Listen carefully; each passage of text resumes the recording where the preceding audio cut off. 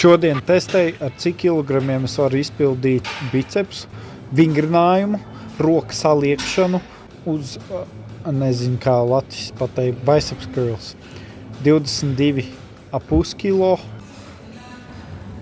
tagad ir 27,5, iet diezgan ok, viss čotka, bišķi jau šķītoja, bet kā ir tā ir.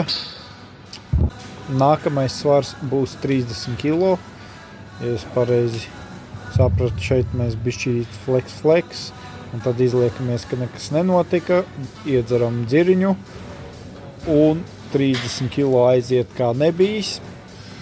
Nākamais ir 32,5.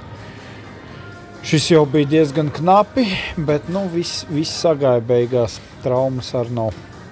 Un pēdējais ir 35 kilo, cheat curl. Pēc tam jau es negribēju ņemt lielāku svaru, jo tas neskaitītos, jo gandrīz neskaitās. Paldies, ka izniekoja savu laiku, un tiekamies nākamajā video.